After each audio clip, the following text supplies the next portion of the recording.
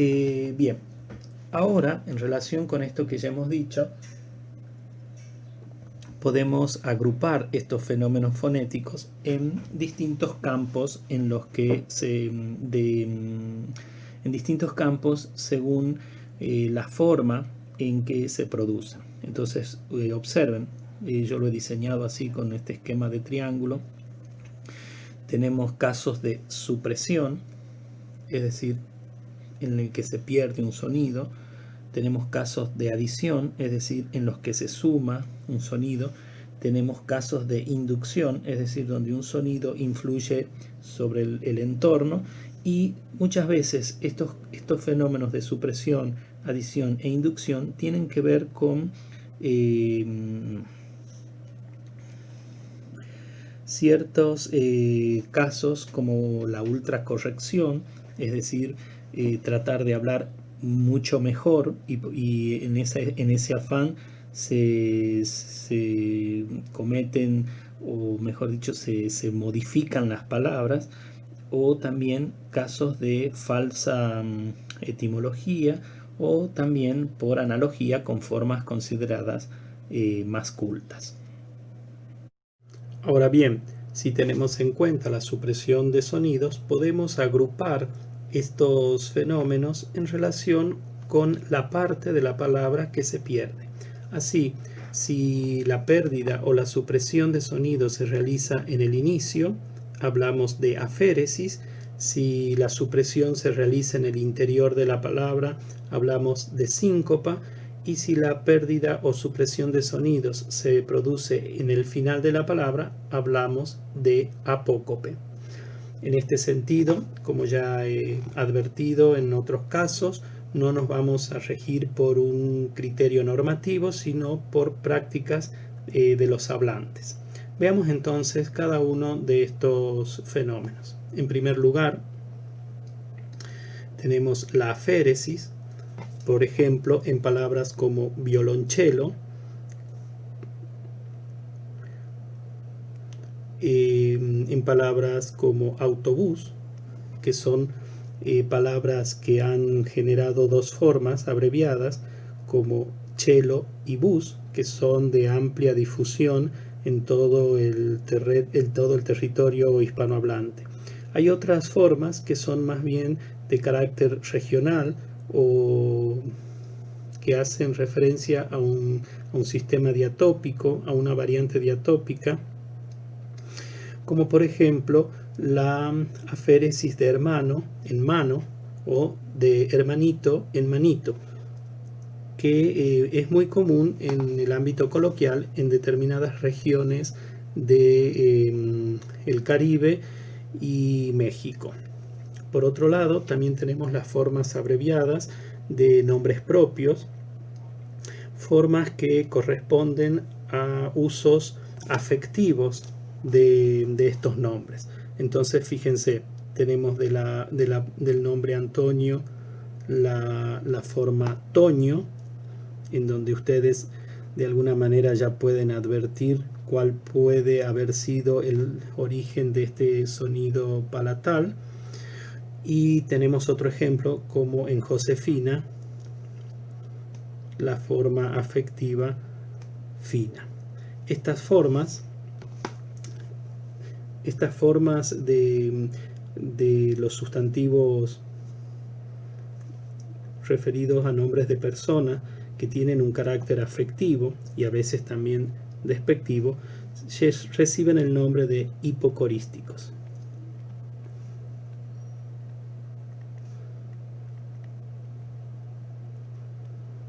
Y son muy frecuentes en el uso coloquial. Con respecto al interior de palabra, hablamos de síncopa. La síncopa puede ser una síncopa silábica si se pierde una sílaba, una síncopa vocálica si lo que se pierde o se suprime es una vocal, y una síncopa consonántica si lo que se pierde o se suprime es una consonante. Acá veamos algunos ejemplos que se dan en distintos momentos de la evolución o del cambio lingüístico. Acá tenemos, por ejemplo, la palabra natividad y su forma sincopada Navidad, por pérdida de una sílaba completa. Tenemos, por ejemplo, la forma del todavía con la síncopa de una consonante. Luego tenemos algunos ejemplos como la forma alante por síncopa de una sílaba completa, síncopa silábica. Tenemos formas como mascar, también producida por síncopa de una sílaba. Y luego tenemos esta palabra en proceso de evolución, domno, que se produce por la síncopa de esta vocal postónica. Ya vamos a repasar que esta forma domno va a producir la diptongación y va a producir la palatalización de este grupo. Entonces va a dar lugar a la forma actual dueño. Con respecto al apócope, también tenemos numerosos registros. Por ejemplo, la forma apocopada de la preposición para, la forma pa, que muchas veces se la representa en la escritura con este apóstrofo, con este signo gráfico, pero también tenemos otras formas más usuales, como por ejemplo de alguno, algún, de gran, de santo, san. Con respecto a estos dos últimos ejemplos, y van a poder observar en algunos textos antiguos, sobre todo en textos medievales, la posibilidad de que todavía se conserven las consonantes dentales al final de la palabra. Avanzando un poco más, tenemos otros casos de apócope, ya de secciones más extensas de la palabra. Sobre todo esto se da con palabras de más de 3 sílabas, y entonces tenemos bici como la forma apocopada de bicicleta, compu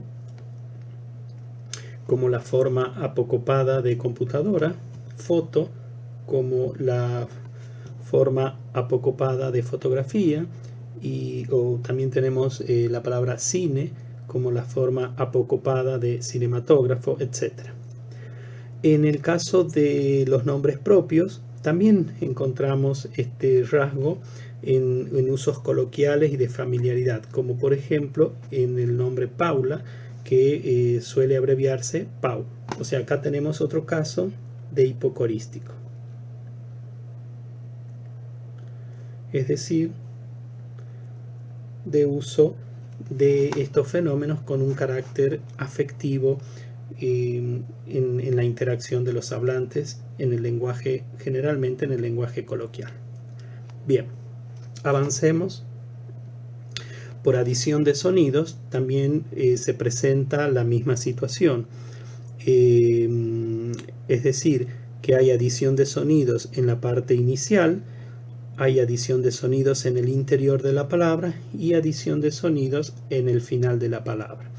Cuando la adición se produce en la zona anterior, hablamos de prótesis. Cuando la adición se produce en la zona central o interior de palabra, hablamos de péntesis, y cuando se da al final hablamos de paragoge. Veamos algunos ejemplos de estos casos. Con respecto a prótesis, acá les traje un ejemplo de una palabra latina en la cual se ha producido la prótesis de una vocal, una prótesis vocálica para ayudar a la pronunciación. En algunos casos esa prótesis tiene que ver también con un refuerzo articulatorio, y en este caso es una prótesis silábica porque se añade toda una sílaba. Prestar, emprestar. Algo similar ocurre con este verbo, el verbo entrar, en el cual se añade una prótesis consonántica. Y también traigo a colación y como ejemplo el verbo scrivere, que da escribir, pero que con el detalle que hemos observado en Juan de Valdés, en donde había una alternancia en el uso entre la forma con prótesis y la forma sin prótesis. Si ustedes recuerdan, Juan de Valdés escribe con prótesis cuando la palabra que le precede termina en consonante, para evitar el contacto o el choque de consonantes. Y en los otros casos directamente escribe la palabra comenzando por la sibilante. Bueno, estos son rasgos de cómo se han ido los hablantes han ido tomando decisiones y se han ido estableciendo y formalizando unas frente a otras, a veces por la propia fuerza de los hablantes y otras veces también por la fuerza de los mecanismos de control del lenguaje, sobre todo a partir de la creación de la Real Academia Española. Bueno, avancemos en relación con los sonidos que se añaden en el interior de palabra. Por ejemplo, acá tenemos este refuerzo en el imperativo, en lugar de ponte, ponete, o sea, acá tenemos una epéntesis vocálica. En toalla tenemos toballa, una forma que aparece en algunos textos, y acá tenemos una epéntesis consonántica. En otros casos se van a producir otros fenómenos, como por ejemplo podemos escuchar nosotros más generalmente toalla, es decir, la diptongación, pero ese ya es otro fenómeno del que hemos hablado. También tenemos ejemplos como menos frecuentes, como la epéntesis vocálica en aperetado o en caráneo. También lo van a ver en documentos coloniales como la epéntesis de la O, o sea, una epéntesis vocálica en corónica en lugar de crónica. Y también es muy común, por ejemplo, en grupos consonánticos como atlético, la aparición de un sonido vocálico atelético. Yéndonos un poco en el tiempo, hacia atrás en el tiempo, y pensando en el origen de este sustrato latino, tenemos una epéntesis que se da en muchos casos. Es bastante frecuente, aunque no es lo general, pero es una epéntesis, fíjense en el primer caso, una epéntesis que se produce cuando previamente se ha eliminado un sonido, es decir, esta vocal postónica se ha sincopado previamente, y en ese contacto de las dos nasales se produce esta resolución, que es el refuerzo mediante el refuerzo articulatorio mediante la aparición de este grupo consonántico. Lo mismo ocurre en fémina, hay una síncopa de la vocal postónica, luego el contacto de la bilabial y la alveolar producen la epéntesis de este grupo consonántico. Vamos a la paragoge. La paragoge es menos frecuente y la encontramos sobre todo en la castellanización o españolización de algunas palabras de origen extranjero que tienen terminaciones que no son comunes al español. Por ejemplo, la forma admitida de lunch es lonche, de sándwich tenemos la forma sándwiche, pero también sánduche, y vemos algunos rasgos paragógicos en la adición de una paragoge consonántica, en este caso como un rasgo regional. También con ese valor tenemos aquí esta paragoge consonántica. En este caso asociamos eso que dijimos al comienzo. Aquí hay una analogía y una falsa etimología. Esta S final se agrega porque en la gramática española en general la segunda persona del plural, del singular, es con esa terminación en S, y se olvida la raíz, la etimología de esa forma verbal, que proviene de la forma latina, de la forma de perfectum del verbo latino, en la cual no existía esa terminación. Entonces este agregado tiene varias explicaciones. Por otro lado, también tenemos un rasgo, un agregado de una E paragógica en algunos sustantivos. Muchas veces en el lenguaje literario, para completar la rima, y también por influencia, podemos decir, de latinismos y también de italianismos, ya que es muy frecuente en poesía de la época humanística y del Renacimiento. Lo mismo sucede con otras palabras similares como dolor, dolore, amor, amore, color, colore, etc. Bien.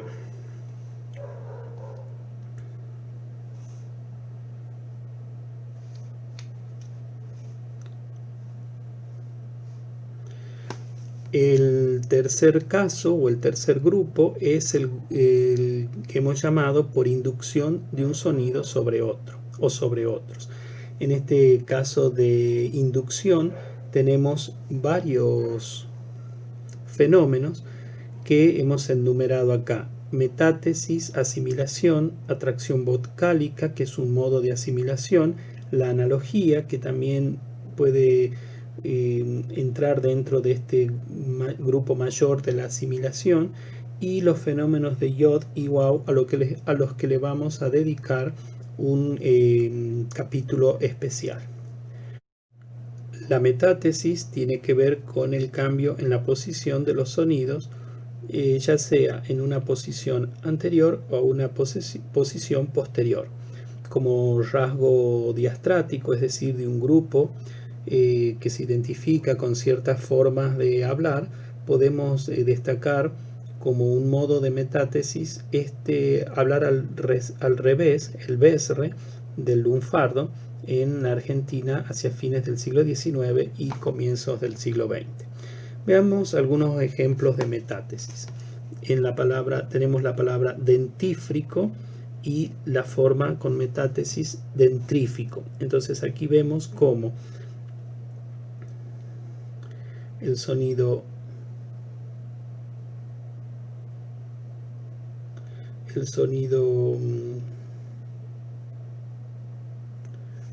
vibrante ha mutado hacia una posición anterior.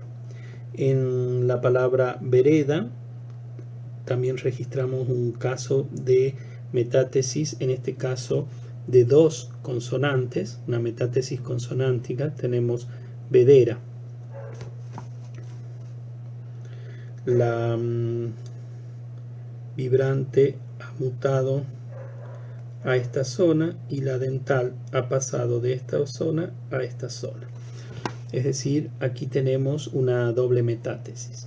También podemos observar esa metátesis en expresiones completas.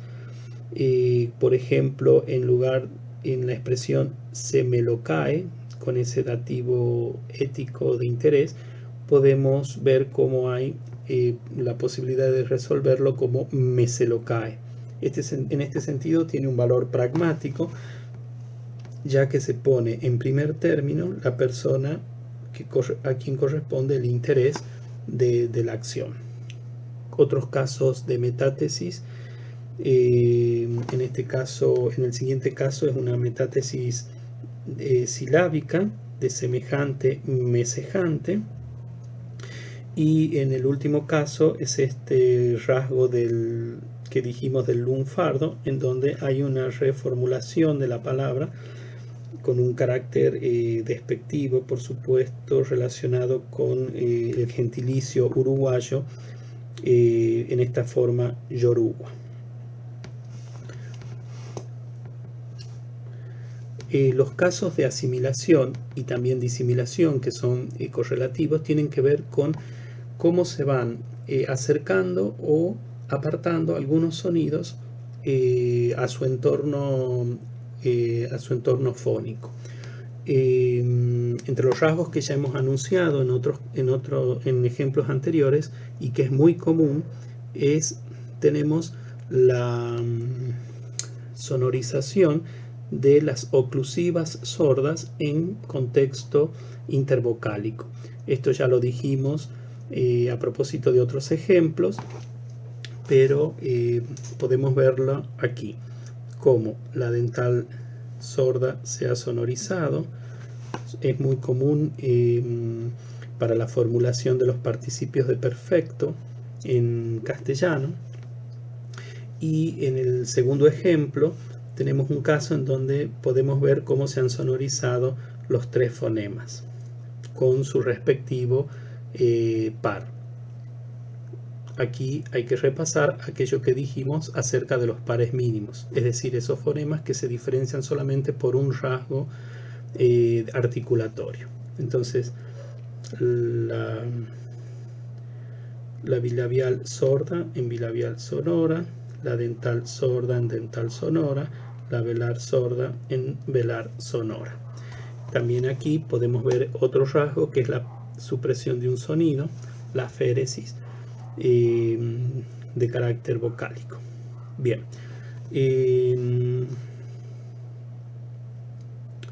También es interesante pensar cómo algunas fricativas asimilan a otras a un punto de articulación. Sobre todo en determinados contextos donde también hay una especie de atracción por el entorno de las vocales que acompañan a estos sonidos. Veamos el primer caso. Afuera.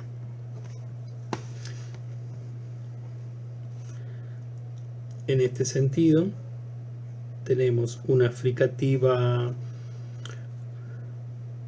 labiodental que vemos que se modifica en una fricativa velar. ¿Qué ha sucedido acá? Aquí la atracción también está reforzada por la posición de la vocal que continúa. La vocal que sigue es una vocal de carácter velar. Recuerden el triángulo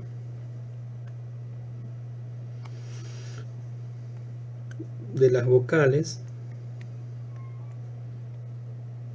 Entonces, la fricativa labiodental es atraída, sigue siendo fricativa, pero es atraída por este sonido velar.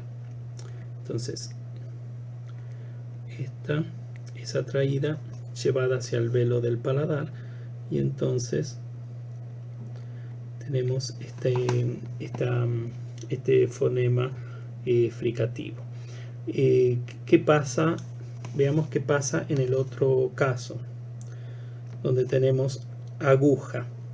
En general hemos dicho que esta sonora en posición intervocálica tiende a producirse una síncopa. Entonces tendríamos una posibilidad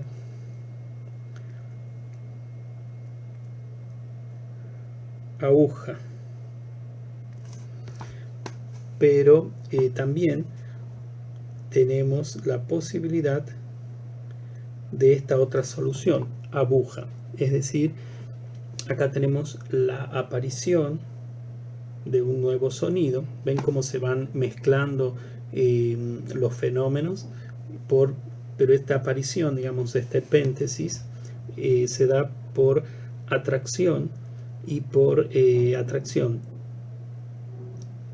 no solo de la velar, de la vocal velar, sino por todo el entorno fónico que pide un refuerzo articulatorio. Y como ustedes saben, la vocal U es una vocal cerrada y la bilabial es una consonante que tiende a cerrar la cavidad bucal. Se da esta posible aparición en este contexto. Sigamos. También hemos dicho cómo se atraen las líquidas entre sí, por ejemplo en las formas de infinitivo más esta forma pronominal que se adhiere al infinitivo, y en ese contexto podemos tener formas como decirle en lugar de decirle, que aparece sobre todo muy frecuente en los siglos XVI y XVII, y que muchos leen decille como si se hubiese palatalizado, pero en realidad es simplemente esa asimilación de la vibrante a la lateral. En otros contextos, y como otro ejemplo, tenemos esa asimilación de la lateral a una vibrante. Se produce la deslateralización y se produce el rasgo este de vibración, que hace que mute de este contexto a este contexto. Esto sobre todo se da en una variante regional del sur de España.